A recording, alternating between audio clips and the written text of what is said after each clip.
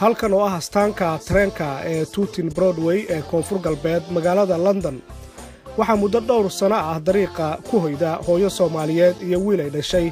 oo la ii sheegay in banaanka looga saaray guri ay horay u deganaayeen waxaan u malaynayaa in gadaashayda ay kaga muuqdaan hooyada iyo wiilkeeda oo ah dad Soomaaliyeed oo la ii sheegay muddo 3 sano ku dhow inay halkan joogeen haye waarun xaaladiina ma ogtihiin maxaan qaban karnaa hooy waxa la qaban haye waxa dadka xaafadan degan ee Soomaalida iyo ajnabiga kalaba leh dadka wadankan ku nool ay tilmaameen inay aad uga xun yihiin xaaladda ay labadan qof ku sugan yihiin waxaan ay u malaynayaan xaaladda caafimaad ahaan inaysan wanaagsaneyn xaaladooda caafimaadka dad aan la kulmay intii aan meesha joogay oo Soomaaliya ajnabiba isugu jiray waxay sheegeen in hooyadan Soomaaliyeed iyo wiilkeedu ay iyagu go'aansadeen inay sidaa yeelaan oo ay banaanka seexdaan isla markaana ay iska diideen caawinta dawladda iyo sidoo kale bulshada xaafadan ku nool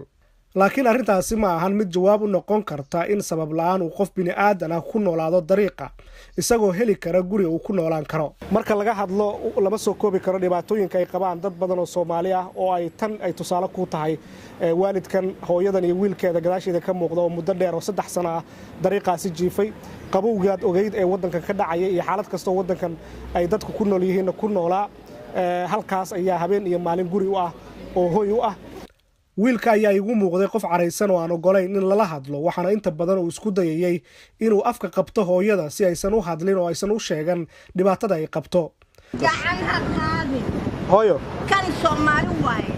adigana Soomaaliya waxba isma dhaano yo saadiya thank you hooyo waxaan sidoo kale weydiiyay bal inay ka warqabaan doorashada dalkii ka dhacday iyo in la doortay madaxweyne cusub oo la yiraahdo Farmaajo ma maqashay in Farmaajo la doortay maya madaxweyne Soomaaliya la doortay cusub ma maqal wax noo sheeg ma arkin waxaan arrintan u sameeynaya waxay tahay maadaama toddobaadka soo socda ama toddobaadyada soo socda la filayo in wadankan uu boqosho ku yimaado madaxweynaha Soomaaliyeed mudane Maxamed Cabdullaahi Farmaajo iyo wafdu hogaaminayo bal inuu madaxweynuhu dareemo xanuunka ay qabaan dad badan oo Soomaaliyeed oo wadamadan Yurub ku nool nasiib wanaag waxa horaanta bisha May la filayaa in wadankan Ingiriiska uu boqosho ku yimaado madaxweynaha Soomaaliyeed Maxamed Cabdullaahi Farmaajo waxaana jaaliyada Soomaaliyeed ee ku nool wadankan ay isku diyaarinayaan soo dhaweynta madaxweynaha hooyo maxaa kugu dhacay hooyo madaxweynaha Soomaaliya ay maanay meeshan waayahay wax fariina waxa rabnaa arrintan waana gubtay maxay kula tahay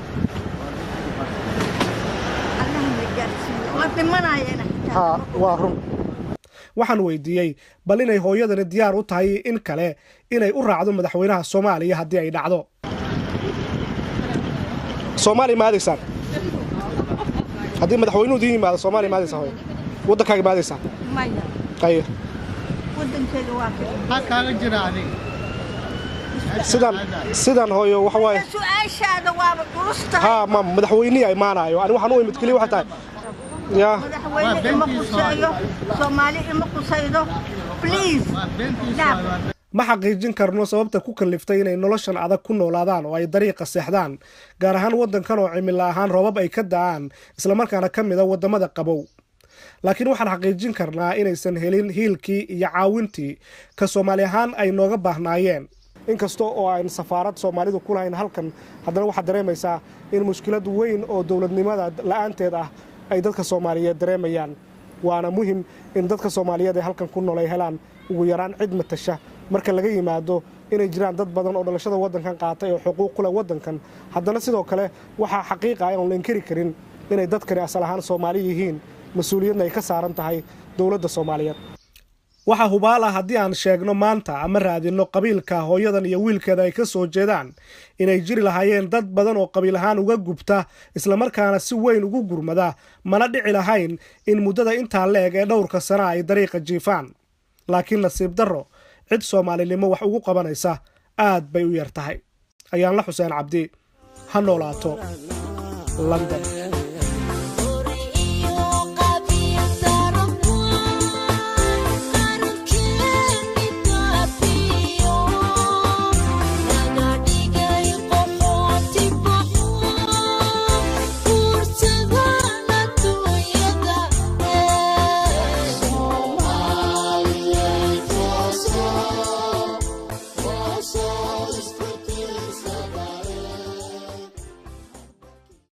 ka qaybgal oo ra'yigaaga ku biiri ha noolaato si aad u hesho muuqaallo cusub fadlan subscriber noqo